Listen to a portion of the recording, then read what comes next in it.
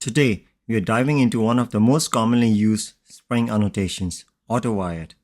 By the end of this video, you will have a solid understanding of how to use it in your Spring applications. Auto-wired is a Spring annotation used for dependency injection. Let's say you have a service bean and a repository bean, and the service bean needs to call a method on the repository bean. In the old days, this was done using XML configuration files. Ew. Exactly. With the auto-wire annotation, this can be done directly in your Java class. Let's jump straight into the demo. Here's my project based on Spring Boot. The main dependencies I use in this project are Spring Boot Starter Web, Starter Data JPA, and the H2 database at runtime. To start off, I have created a bean person. This bean will be persisted in the H2 database. It has an ID and a name. To manage this bean, I have created a person repository interface. Please note that every repository in Spring is automatically exposed as a bean. Next, I create a person service interface, which has a single method, update person name, where you will pass the ID of the person and the new name. Next, I will create the implementation of this person service interface. To implement this method, I need access of the person repository bean we looked at before. Here you can see the first example of how you can use auto-wired, which is a field-based auto-wired. So here you can create your field and then just write the annotation auto-wired. Remember, for this annotation to work, this bean person service implementation itself has to be a bean, which can be accomplished by annotating this bean with add component.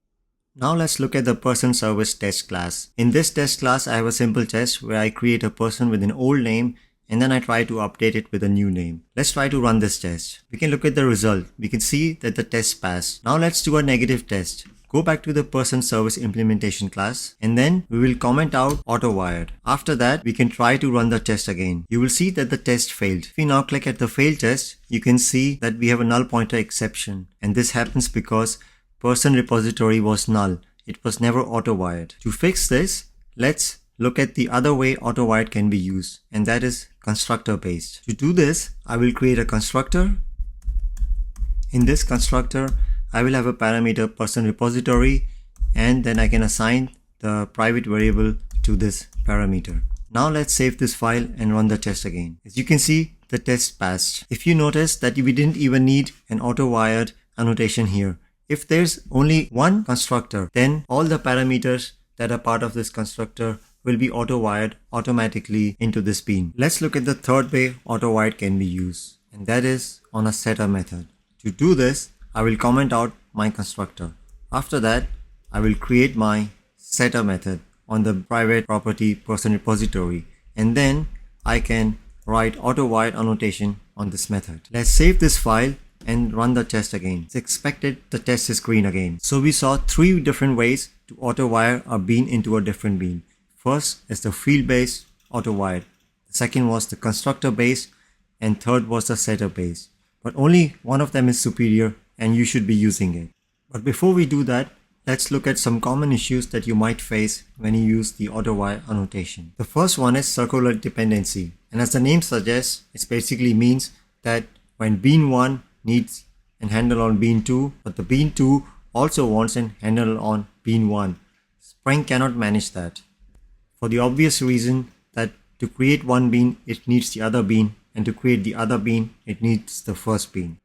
Let's look at an example of circular dependency in action. Here I have created a new component, dummy service impl.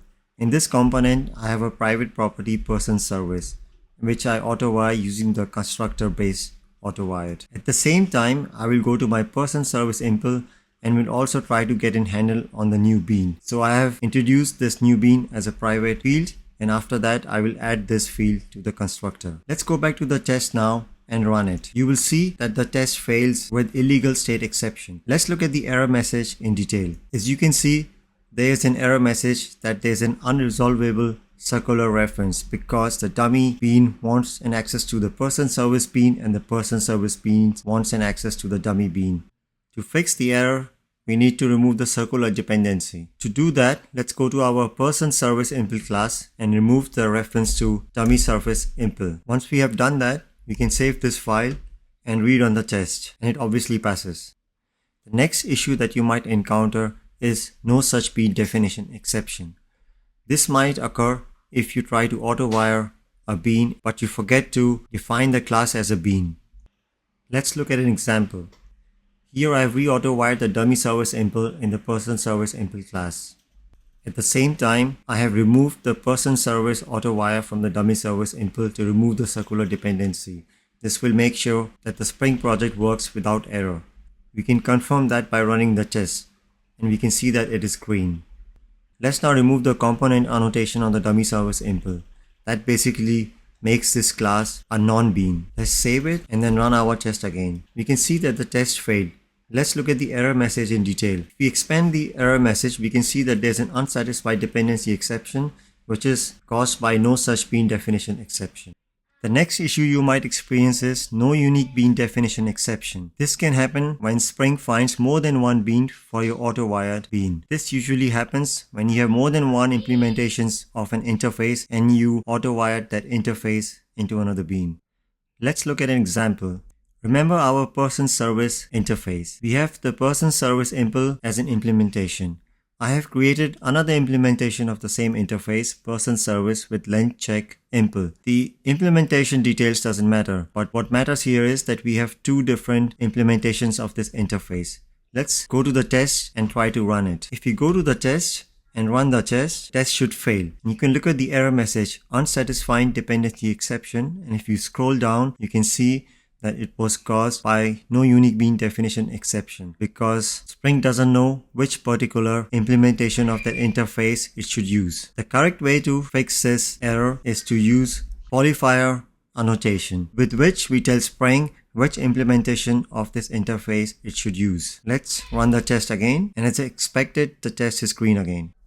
Coming back to the question, which auto-wire type should we be using? Field, constructor, or setter? The answer is constructor in your production code and field or setter in your test. The reason for using constructor type auto-wire in your production code is that the dependencies are clearly identified. There is no way to instantiate the object and forgetting one of the necessary dependencies. Also, the dependencies can be defined as final, which will help with robustness and thread safety. And the last and my most favorite reason to use constructor as the preferable auto-wire type is because in your test you don't have to use reflection to use a mock. You can just create your mock yourself and then create your object with that mock.